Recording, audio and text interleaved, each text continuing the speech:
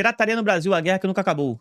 Se resume a um quebra-galho pra quem queria ouvir o último sucesso do sertanejo ou curtir em casa aquele filme que nem tinha saído no cinema. Ela foi e ainda é uma guerra Saudades. colossal que envolve Não que eu apoie máfias pirataria, pelo amor de Deus, hein? serviço secreto de vários países, prisões de bilionários e incontáveis brigas entre artistas, gravadoras e, claro, o povo que consome os produtos ilegais. Agora a gente vai fazer uma viagem fascinante e igualmente inacreditável para entender como o Brasil se tornou um dos maiores impérios da pirataria no mundo, movimentando centenas de bilhões de reais, desafiando a indústria, a polícia e o governo. E nessa viagem você vai entender como tudo começou, a evolução das coisas e por que a pirataria nunca vai acabar aqui no Brasil.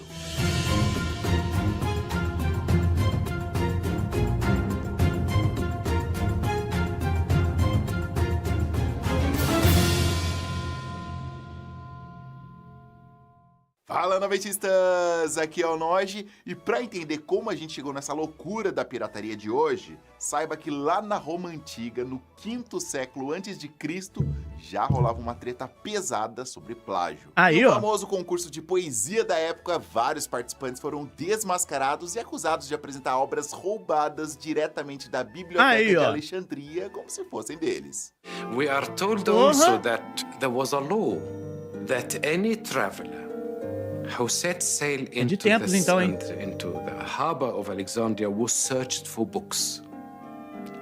Not for drugs, but for books.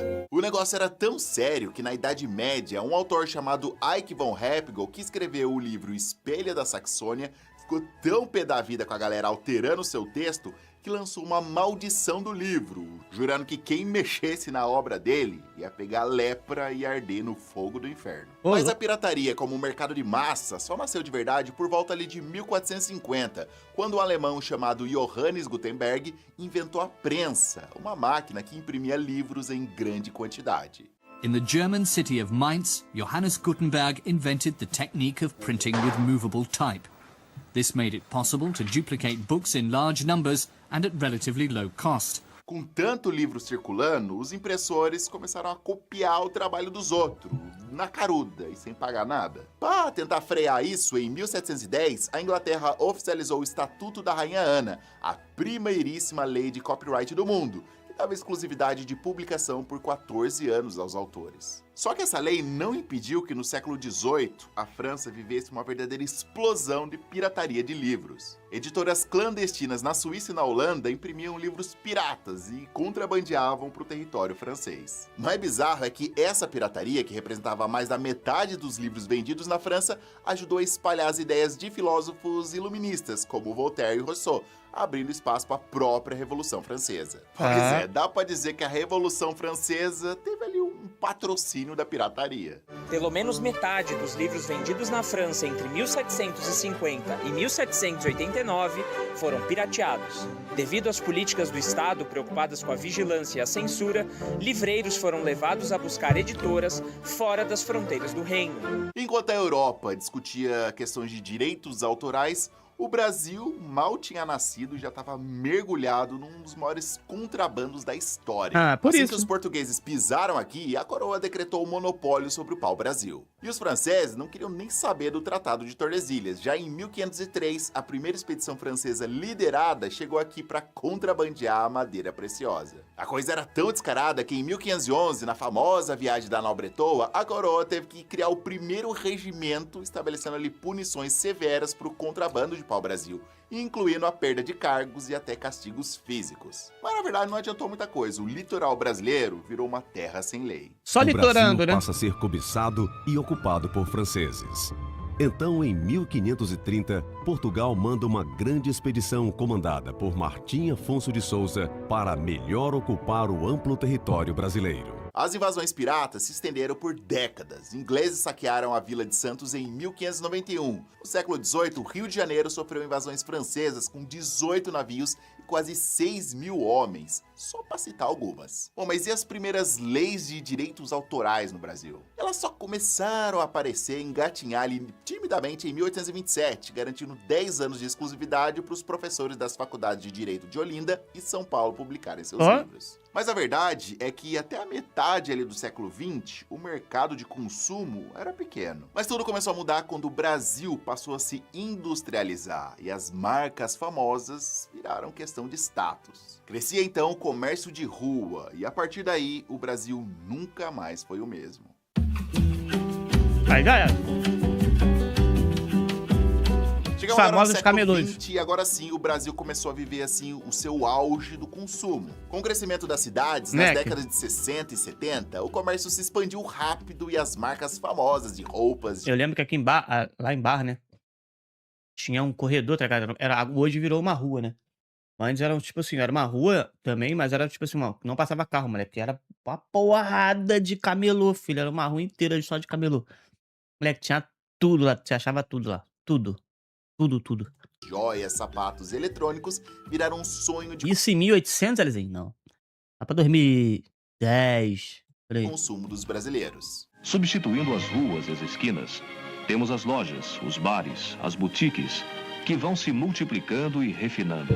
Mas como a maioria da população não tinha grana para comprar, produtos chiques de marcas famosas, o comércio ilegal achou aí a brecha perfeita. E essa brecha ganhou um empurrãozinho oficial em 1967, quando o governo criou a Zona Franca de Manaus. E realmente foi muito bom pro povo, gerou emprego, desenvolveu toda a região amazônica, criando polo industrial livre de impostos. A Zona Franca é uma área de livre comércio da importação e exportação, bem como de incentivos fiscais especiais, criada por decreto de 1967. A partir dessa data, foi impressionante o boom de Manaus. Aumento de 710% na construção civil. Índice de desempregos praticamente anulado. Duplicação da renda per capita, enquanto a Receita Federal da cidade triplicou e a estadual quadruplicou. O que o governo não esperava é que essa facilidade para importar peças e eletrônicos de fora acabou criando a rota perfeita para o desvio de mercadorias. Foi aí que produtos importados sem impostos começaram a vazar de Manaus e abastecer o comércio ilegal, principalmente na região do Sudeste. Foi nessa época que as calçadas de grandes centros urbanos, como a Praça da Sé, a 25 de Março e o Largo da Concórdia em São Paulo, foram tomadas pelos camelôs. Eles vendiam de tudo, de tênis falsificados a radinhos e relógios. Como é que o senhor faz? Eu me viro, tem que trabalhar, fazer propaganda, vender alguma coisa pela rua e já viu, tem que trabalhar de qualquer maneira. Se virar. E uma das grandes estrelas da década de 70 foi a fita cassete. A fita cassete original era cara, ao passo que rolava a popularização dos aparelhos domésticos. E aí gravar músicas da rádio ou copiar direto de outra fita ou até do LP virou mania nacional. Nova linha áudio Philco Hitachi, o Stereo System com dual cassete e karaokê. Máxima versatilidade. E o Audio System, 145 watts de potência para reprodução fiel dos sons. Foi aí Caralho, moleque, bizarro, né? Que em 1970 isso era o auge da tecnologia. que as redes de pirataria se profissionalizaram e o negócio ficou gigante. Eles montavam verdadeiras fábricas clandestinas de fita cassete, às vezes escondidas dentro de casas ou comércios, e copiavam os álbuns de sucesso da MPB, do samba e do rock e vendiam nas ruas por uma fração do preço do original. Era o início da grande dor de cabeça da indústria fonográfica no Brasil. Enquanto a polícia tentava frear o esquema, era difícil, porque eles fechavam um e na semana seguinte já tinham dois. A operação vai continuar de olho em empresas clandestinas e irregularidades provocadas pelo comércio nas ruas. Operação, nesse momento, de tolerância zero. A gente já vai sair apreendendo as mercadorias que estiver ocupando o passeio. Mercadorias, indústria pornográfica? Qualquer tipo de ocupação. Durante os anos 80, o clima tenso e as tretas entre os lojistas formais, que pagavam impostos, e os camelôs começaram a explodir em brigas e correrias com a fiscalização. Ambulantes usaram bombas de fabricação caseira.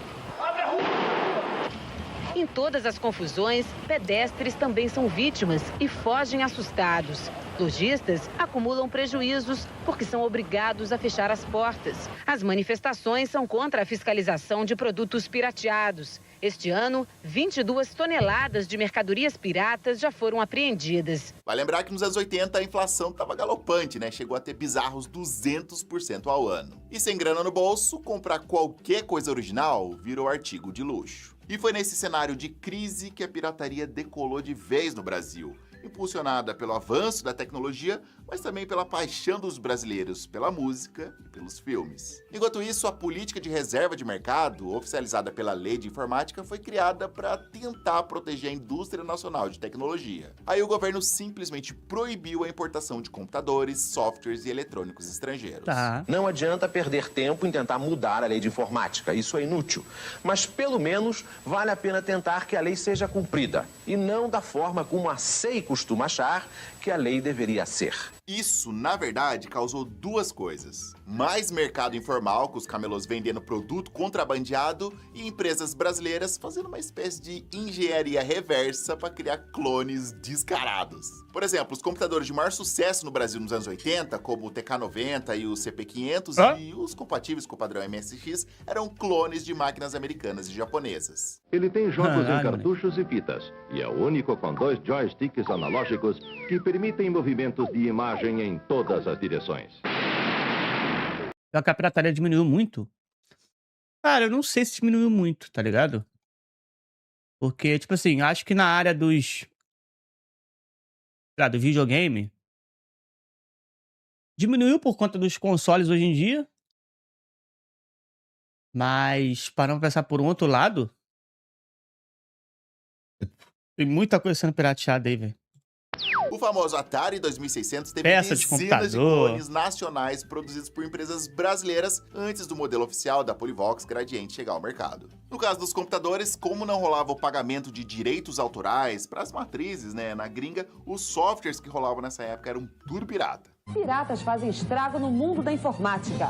75% dos programas no Brasil são falsos. Enquanto isso, Caralho. na sala de estar do brasileiro, o videocassete virava o rei do entretenimento. E com ele nasceram as locadoras de vídeo. Só que manter uma já locadora era. nos anos 80 era caro e as fitas originais custavam uma fortuna. A solução de muitos donos de locadora? Uma espécie de pirataria interna. Eles compravam uma única fita VHS original e aí, usando 2 videocassetes com cabo, né, eles duplicavam essa fita, várias cópias, para daí sim alugar essas cópias para os clientes. Nessa época, a revista Som 3 já alertava para o maior golpe dos piratas do tape e do cassete no Brasil, mostrando que o mercado informal de vídeo já estava fora de controle. No final dos anos 80, cerca de 40% dos brasileiros já estava no mercado informal. Deve fazer mais de Ou 10 seja, anos que eu não vejo uma locadora, mano. VHS pirata já era o ganha-pão de muita gente. Só que tudo o que aconteceu nos anos 80 foi fichinha perto do que rolou na década seguinte, quando a pirataria... Pior que às vezes bate uma saudade, tá ligado? Você entrar numa locadora assim, né? Que eu lembro na época que eu, era novo, né? Então eu procurava muito filme do Scooby-Doo, o Bob Esponja, essas paradas assim, velho. atropelou de vez o mercado formal. Quer assistir alguma coisa, tinha que alugar. Ou eu comprava piratão no camelô, Nos anos ou 90, alugava. E aí sim, a pirataria toma uma proporção absurda. Agora, marcas famosas de roupas, bonés e tênis, já que era. eram objeto de desejo de jovens Isso aí e até adultos, hoje. viram alvo de falsificações pelo Brasil inteiro. $1 bilhão por ano. Essa é a estimativa da movimentação de dinheiro da indústria da falsificação no Brasil. Caralho! Marcelo Rezende. Estimativa da movimentação de F, né? dinheiro da indústria da falsificação F, no Marcelo Brasil. Rezende. Nesse escritório em São Paulo, com computadores de última geração, são copiadas etiquetas de marcas famosas, que em seguida são aplicadas em bonés vendidos no mercado interno ou mandados para o Paraguai. A polícia procura todas as marcas que estão registradas em disquete. A produção clandestina fica cada vez mais visível na computação gráfica, nos Moleque, bonés olha de isso, cara. Caralho. e na contabilidade do crime. Batidas policiais começaram a virar rotina, mas a real é que desmantelar um esquema tão grande e complexo era quase impossível. E mesmo quando pego com a boca na botija, o lojista cara de pau dava um jeitinho de se safar. Você nunca pegou um boné desse e fez reboque? Nunca. Nunca? Nunca. Nunca, nunca, nunca, nunca, nunca, nunca. Daí pra frente, o mercado Nunca. pirata foi só crescendo. Perfume, óculos e até torneira os caras falsificavam. E quem diria, mas até o problema do metanol na bebida alcoólica já vinha dessa época. Aí, ó. Veja que no caso do uísque original, as borbulhas permanecem quase 30 segundos, formam uma espuma duradoura que pode ser observada a olho nu. No caso do produto falsificado, não. Além, evidentemente, de goma, excesso de goma, de cola nos rótulos e outros detalhes que você pode identificar o produto como falso. A farmacêutica Elza Pô, mas- Gastal já encontrou a... Mas desculpa, Pode aqui tá nítido qual que é o falso e qual que é o verdadeiro, né? Ué, pela cor. Identificar o produto como falso.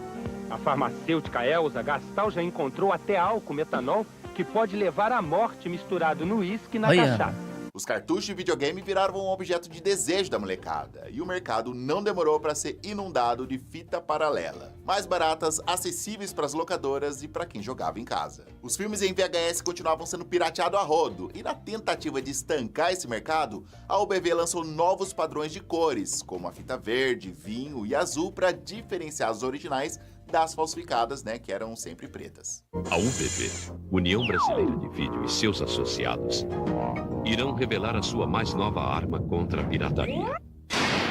Chegou a nova fita padrão UBV. Nova fita na cor vinho, desenvolvida com ultra pigmentação de alta resolução. Flat preto. Logomarca da distribuidora. Título do filme. Nome da distribuidora e CNPJ.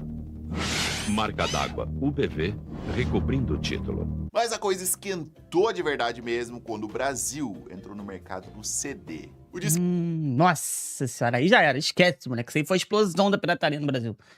Disquinho prateado prometia acabar com o chiado das fitas cassetes e ser mais prático que os LPs. Só que tinha um problema, a fabricação do CD original exigia maquinários importados e de alta tecnologia. Ou seja, o CD saía caro demais para a realidade do brasileiro médio. A fábrica de CD Aí mais esquece. parece um laboratório do ano 2000. Esta aqui é a pioneira no mercado brasileiro, produzindo atualmente 12 milhões de discos por ano. E onde tem um produto caro e desejado, é aí que os piratas encontram ouro. A pirataria de CDs no Brasil começou de um jeito assim meio tímido, né? Mas rapidinho se transformou em uma indústria bilionária e altamente organizada. E boa parte disso se deve ao Paraguai. Máfias internacionais, muitas vezes ligadas por empresários de origem chinesa e árabe, importavam milhões de milhas de CD virgens da Ásia por uma mixaria. Esses CDs virgens eram distribuídos para vários países, que montavam suas próprias fábricas clandestinas de clonar CDs que depois chegavam para os camelôs. Com o tempo, surgiram também fábricas brasileiras, que não dependiam mais da importação. Eles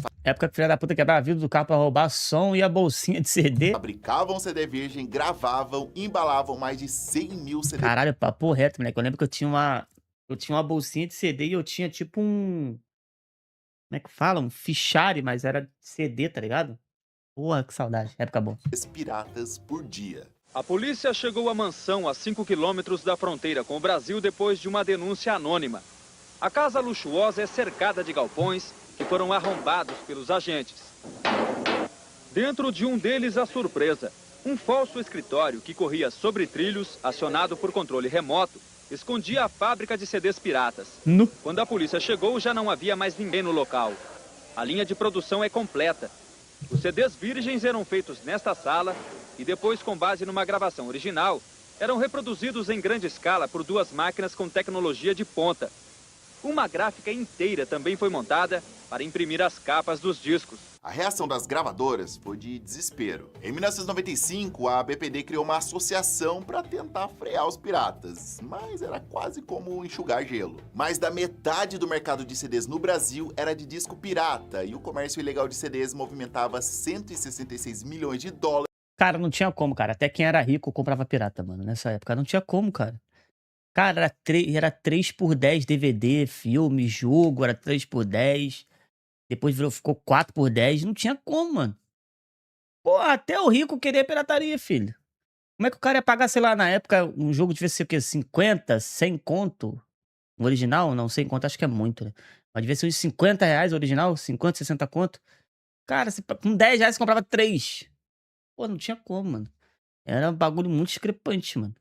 Por ano aqui no país. Você sabe que os discos vendidos hoje no país, 65% dos discos vendidos no país são piratas, né? Que coisa, né? Então como é que vai se vender 1 milhão de discos hoje? Não é impossível isso. Nessa, os artistas começaram a se unir e em toda e qualquer oportunidade eles desciam a lenha nos falsificados. Aí chega um pilantra qualquer, que é um malandro sem vergonha, ladrão, safado, faz as fitinhas pirata e sai vendendo pela metade do preço, às vezes menos da metade. Só que tem um detalhe, essas fitas não prestam. Você compra, é de má qualidade, né? Você pode comprar, você além de estragar o seu... Não era de má qualidade, não estragava nada. Eu toco a fita, se for no seu carro, qualquer lugar que você botar essa fita, além de estragar, ela não dura, vai criando um chiado. Nunca tive problema. Nunca tive problema no meu videogame, nunca tive problema no meu DVD. O único problema do meu videogame é quando eu ficava puto, dava umas porradas no controle, né? Caralho. Que é fita vagabunda, né? O assunto virou tema de debate não só nos programas de TV, como nas ruas e rodas de conversas. Pirataria, cara, pra mim é bandidagem, na boa. Eu fico de cara como a polícia deixa, porque você não tem que ir num traficante de CD pirata pra você comprar. Em qualquer esquina tem, todo mundo sabe que é pirata, a polícia não faz nada. Tipo, é uma... Cara, não tem como, cara. O policial chegava lá, fazia o trabalho dele, tá ligado? Ia lá, recolher as paradas. Ah, mas você acha que por fora ele não levava tudo pros filhos dele, não? Quem tinha filho, não comprava pirata, não? Deixar o policial nem comprava. Tudo que ele recolhia, aí os caras separavam. Aí, esse aqui eu vou levar pro meu filho aqui, ó. Tem videogame lá em casa. Pum. Ah, para. Uma corrupção generalizada, assim.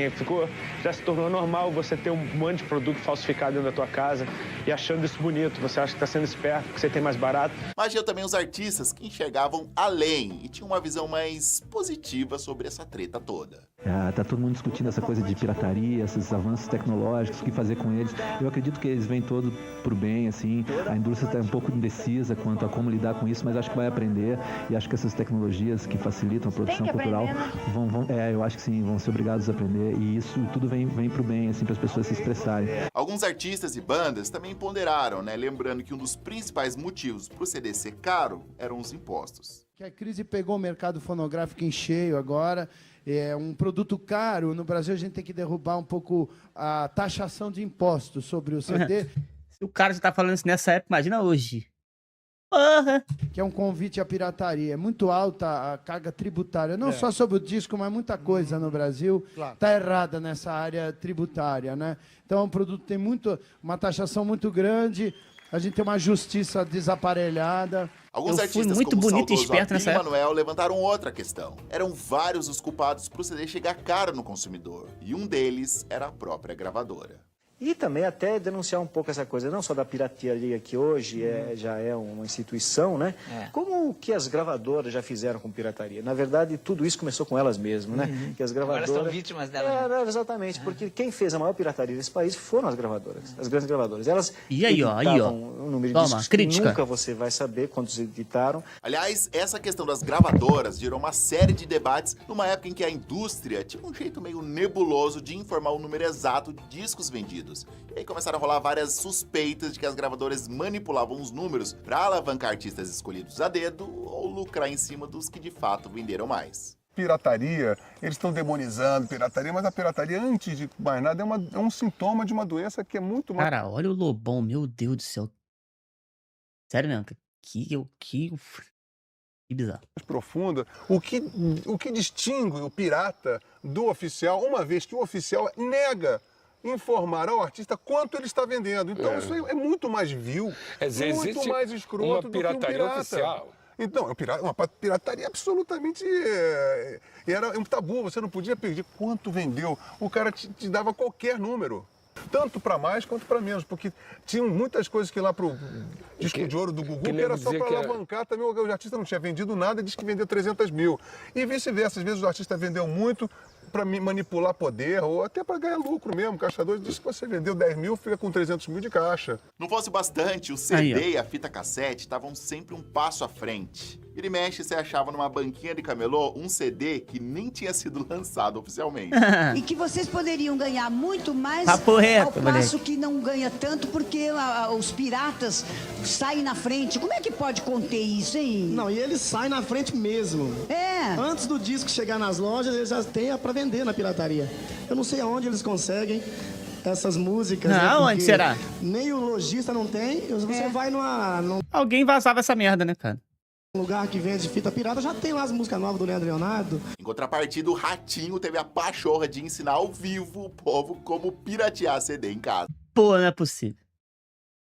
Aí é inacreditável. Vamos ver, nós vamos fazer um CD de quem nós vamos copiar hoje. Chitãozinho Chororó. Vamos copiar Chitãozinho. O Ratinho sendo do povo, mano. Chororó. Porra. Daí aproveita, já não quer vir pro nosso programa mesmo, então nós já arregaça isso daqui.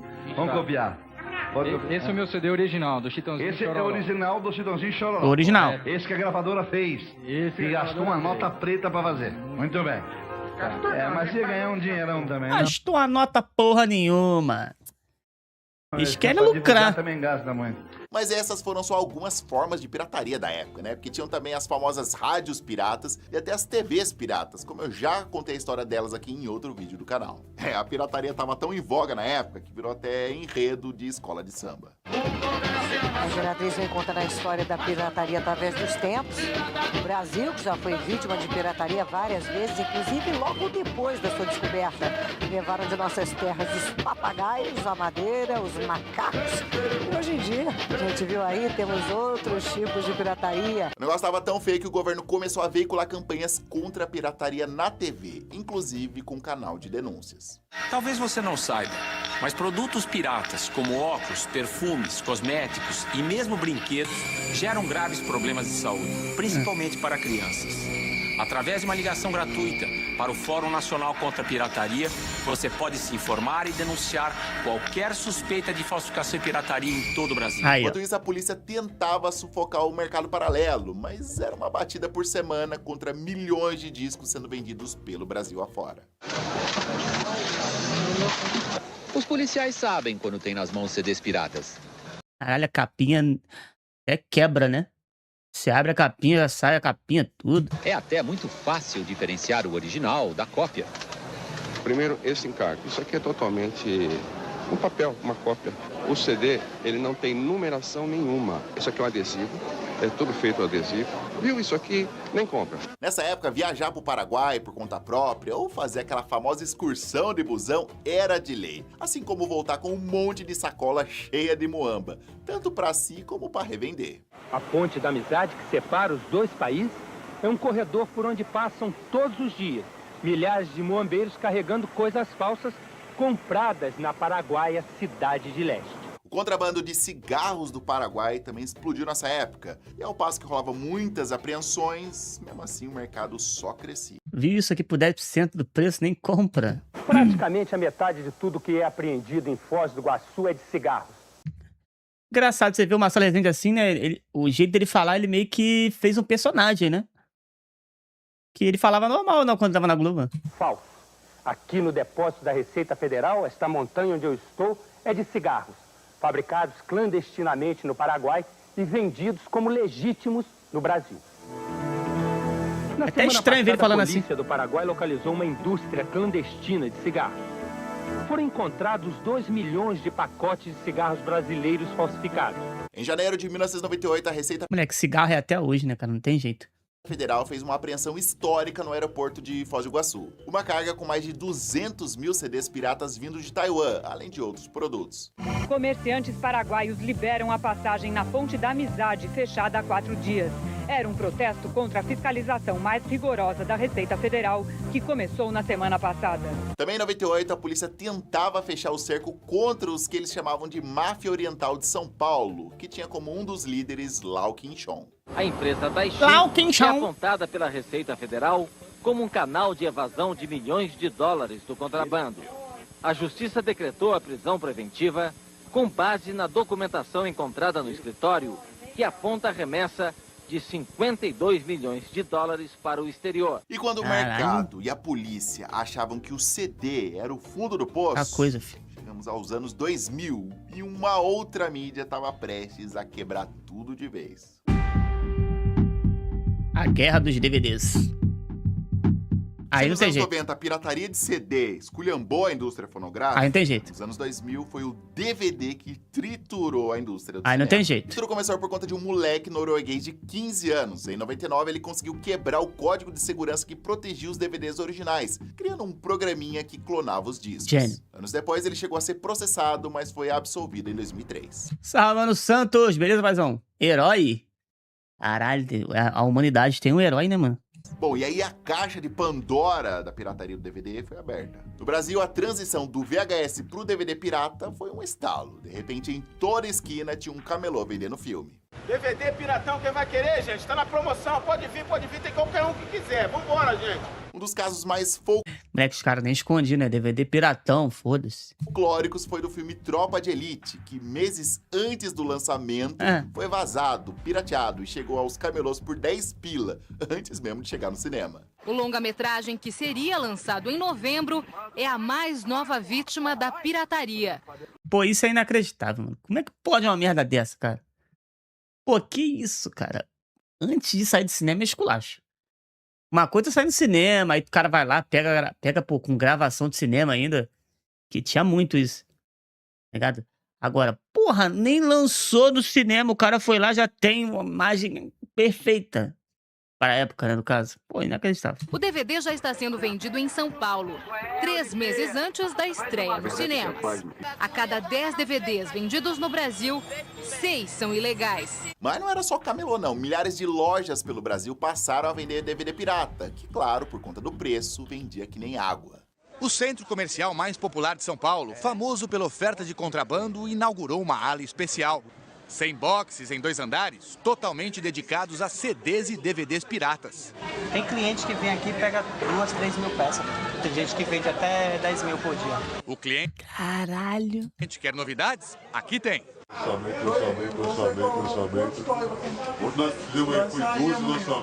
E a rota de falsificação ficou ainda mais complexa e ambiciosa. Agora a mercadoria vinha da rota China, Paraguai, Brasil. Mídias virgens e gravadores industriais entravam pelo Paraguai e abasteciam laboratórios de gravação gigantescos escondidos em apartamentos no centro de São Paulo e Rio de Janeiro. O mercado de locadoras de vídeo, que tinha quase 14 mil estabelecimentos no Brasil entre 2003 e 2015, começou a sangrar, e aí rolaram até protestos nas ruas. Donos e funcionários de locadoras se uniram para denunciar os prejuízos causados pela... É velório? Que porra é essa? Caralho, é velório essa porra? produção e venda A locadora morreu. de CDs e DVDs piratas. O empresário Jerônimo tem uma locadora há 20 anos. Ele diz que o faturamento já reduziu pela metade por causa das falsificações. Os clientes compram o DVD pirata mais barato do que a locação. Resultado, ele precisou demitir funcionários. No passado até hoje, 7 pessoas. Em 2002, rolou em Santos a maior destruição de produtos falsificados do mundo. Os produtos apreendidos apenas em Santos somam 680 toneladas. Começaram a ser esmagados. Que pecado, hein? Jogados no lixo.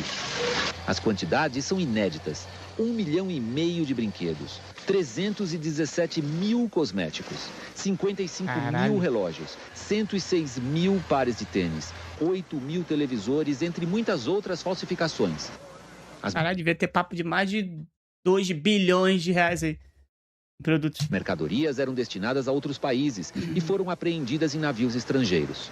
Esta é a maior destruição de produtos pirateados e falsificados do mundo. Enquanto isso, a pirataria de CDs de música continuava mais forte do que nunca. Foi aí que os artistas começaram a lançar discos e DVDs com alguns diferenciais, making-off, jogos, capas especiais e outros atrativos que os piratas não tinham. CD do Ruge, novinho em folha, cheiro de tutti-frutti mesmo? Tem. É mesmo? A capa ou dentro? Tem multimídia, tem joguinho, tudo contra a pirataria. Olha, tem cheirinho, gente! Pode ter certeza que o pirata não vai ter cheirinho, não. Então, pra que você vai comprar o pirata? Guarda sua grana. Em julho de 2000... Pra que eu vou comprar uma capinha que cheira, mano? Porra!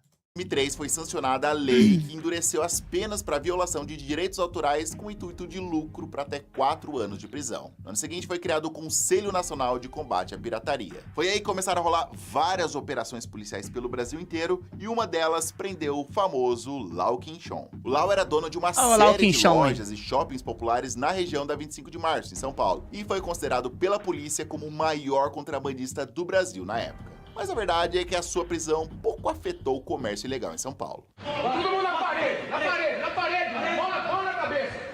Cumprir 12 mandados de busca e apreensão em endereços ligados ao empresário chinês, naturalizado brasileiro, Lau Quinchon.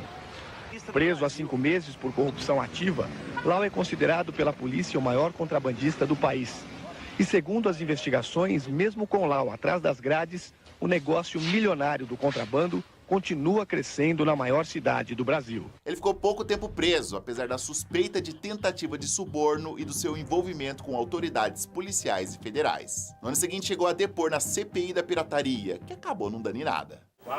Cercado de advogados e protegido por decisão do Supremo Tribunal Federal, o comerciante chinês Lau Quinchon surpreendeu a CPI com liminar que proibia a imprensa de registrar o interrogatório. Ele veio armado de silêncio. Nada a declarar. O nome de Lau aparece na Operação Anaconda. Nada a declarar. O comando da investigação afirma que ele é pessoa de alta periculosidade e relacionada com autoridades das polícias e fiscais das esferas federais e estaduais. Em maio de 2005, a Polícia Federal comandou a Operação Hydra, mobilizando 650 policiais para desmantelar quadrilhas de contrabando que movimentavam bilhões. Enquanto isso, as campanhas contra a pirataria inundavam a TV. Hydra? Amor, impossível. Esse filme acabou de entrar em cartaz. Mas pai, isso é ilegal. Se você quer assistir um filme sem qualidade e ainda colaborar com o crime organizado, aperte o play. Geral apertando play. Produto pirata não tem margem. Não faça de sua vida um show de pirataria. fncp.org.br. Apesar das leis e das campanhas na TV apontarem a pirataria como crime, a polêmica jurídica era complexa. Muitos juízes começaram a absolver os camelôs aplicando o chamado princípio da adequação social, argumentando que a venda de CDs e DVDs piratas era uma atividade muito bem aceita pela sociedade e uma forma de sobrevivência para desempregados. Tempo depois... Nossa, mano, já... Tive muito esse negócio pra guardar CD, velho. Aí tinha uma tampinha transparente, caralho.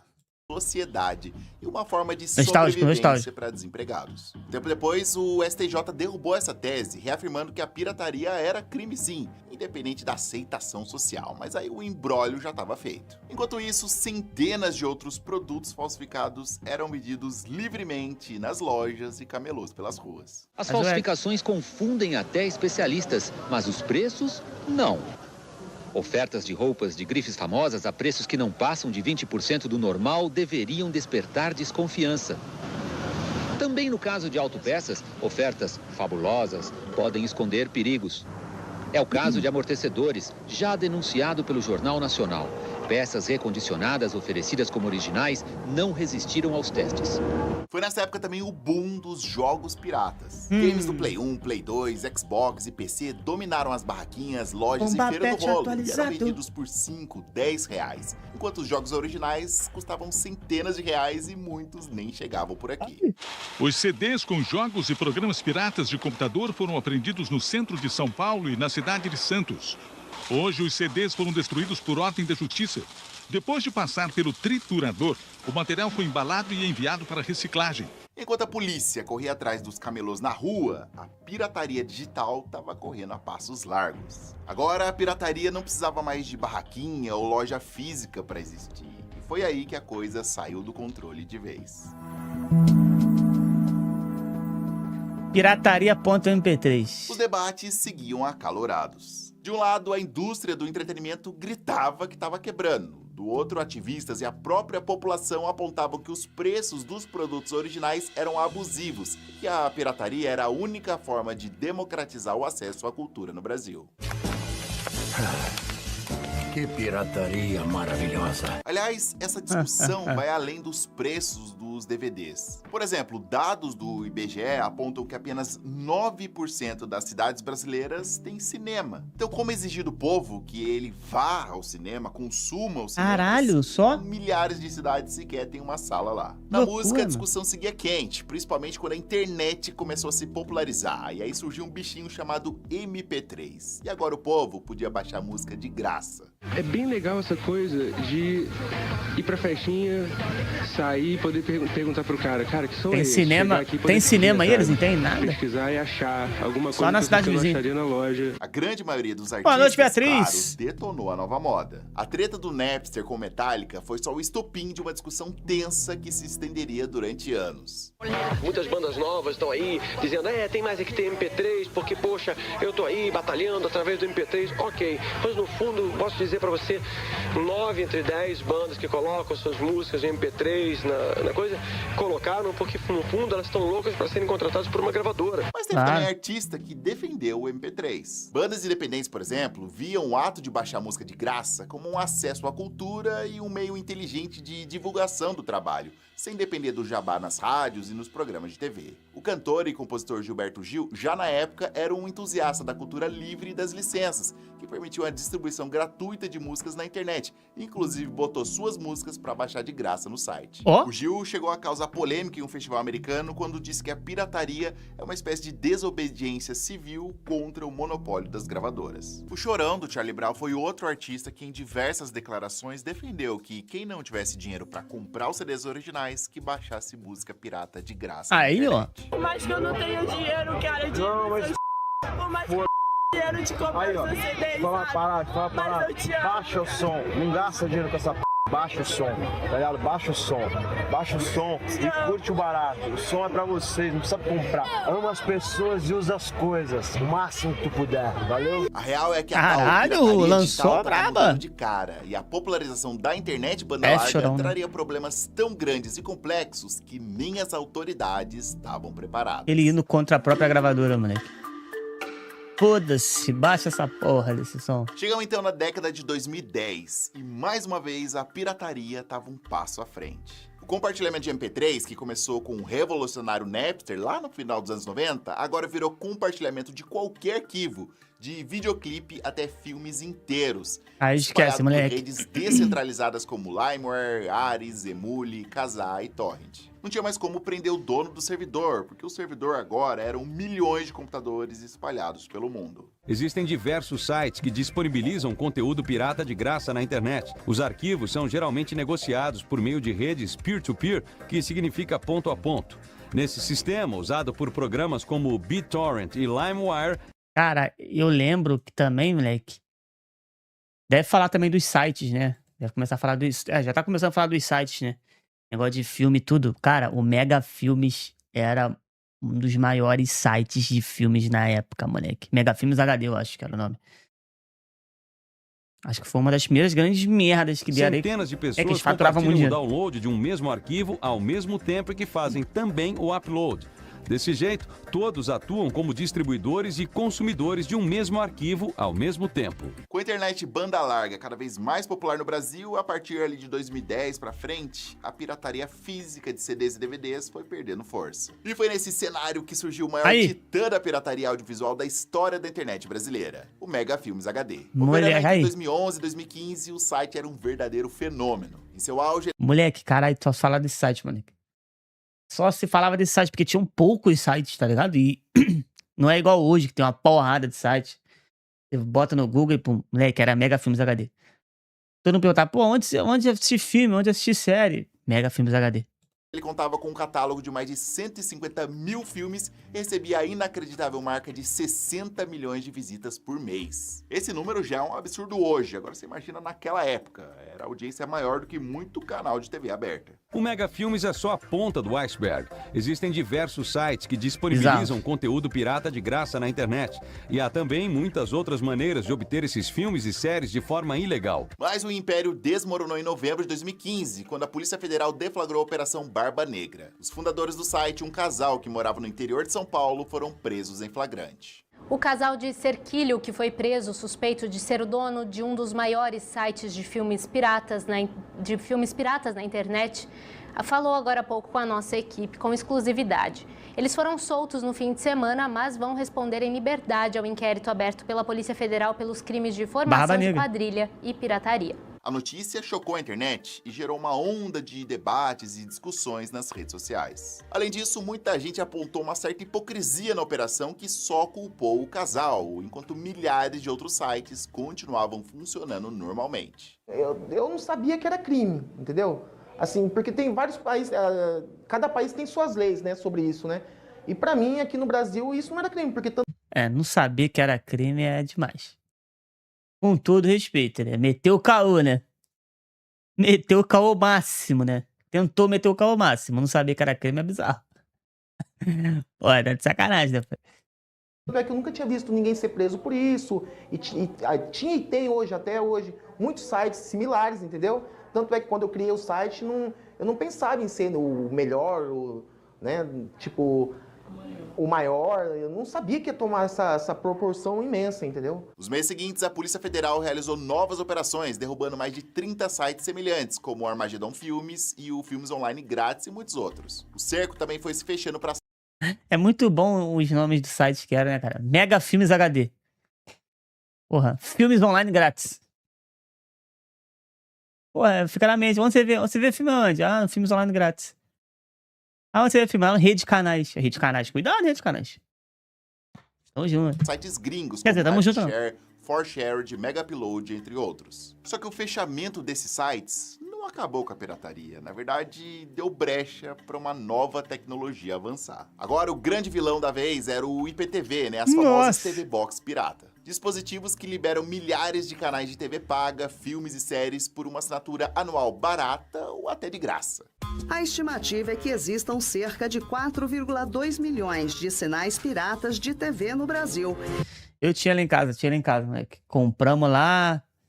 Moleque, comprei esse aparelho lá em São Paulo, lá em Aparecida do Norte, cara. Compramos nessa faixa de preço aí, você paga 100 e pouco, aí depois não precisa pagar mais nada, né? Você só vai atualizando depois. E o prejuízo pode ultrapassar 9 bilhões de reais ao ano.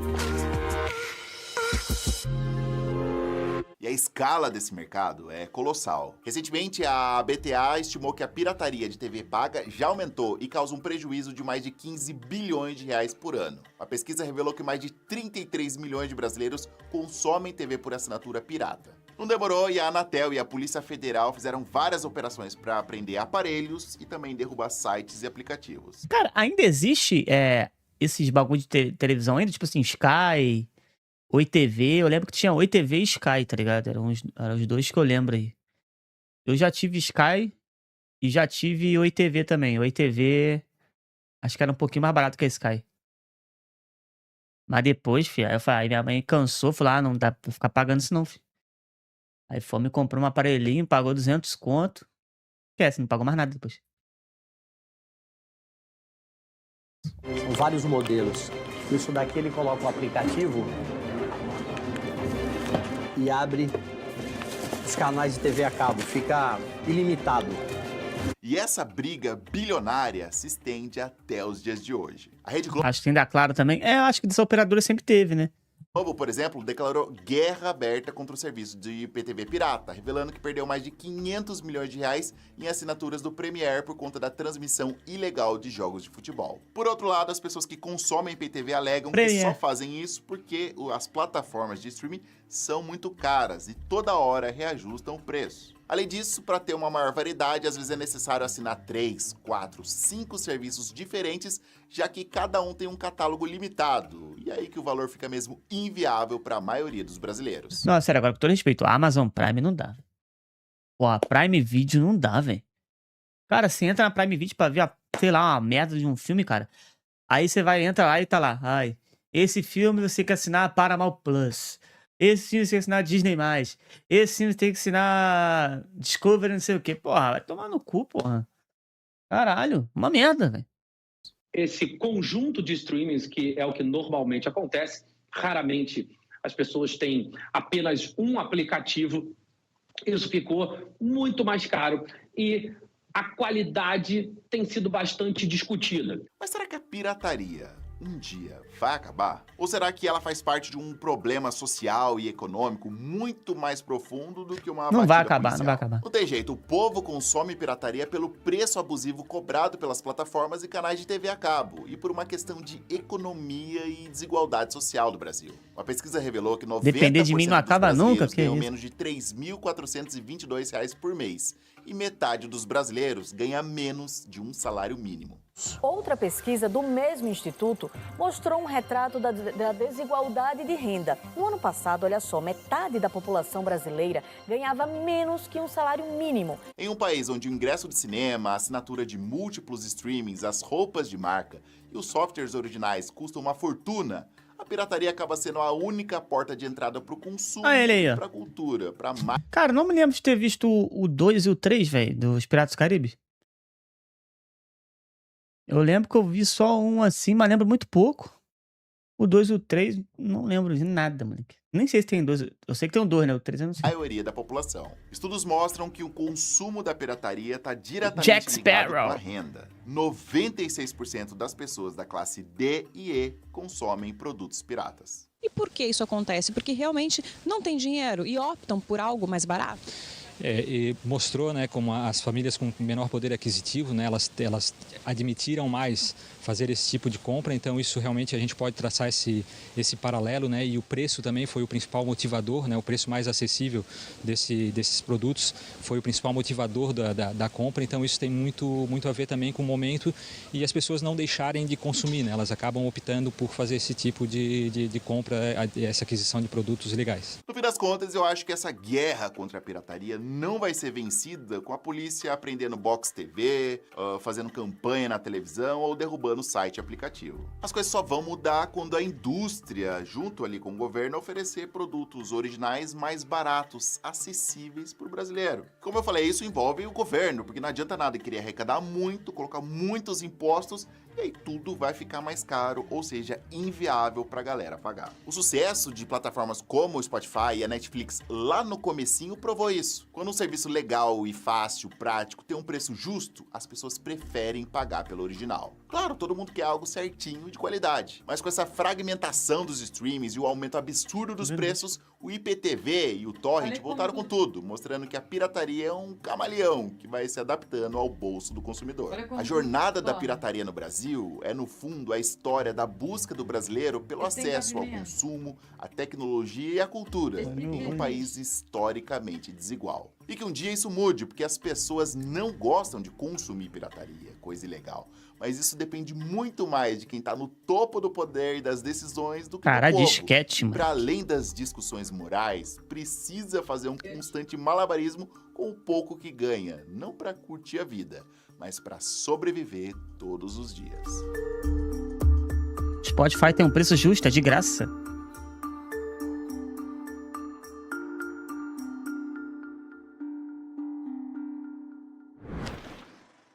Mas qual é a sua opinião sobre a pirataria? Você é contra, a favor, depende, sim, não, muito pelo contrário? Deixa aqui nos comentários que eu quero saber, porque essa discussão saudável aqui que enriquece o nosso conteúdo, combinado? Se você curtiu esse vídeo, se você gostou, se você achou interessante toda essa jornada, Visão. seu feedback me ajuda muito e é de graça. É o joinha, é compartilhar, mandar naquele grupo da família e, claro, se inscrever aqui no canal que você já tá me ajudando muito e não precisa pagar um centavo pra isso, combinado? Então é isso, eu vou ficando por aqui, muito obrigado pela sua audiência, um grande abraço.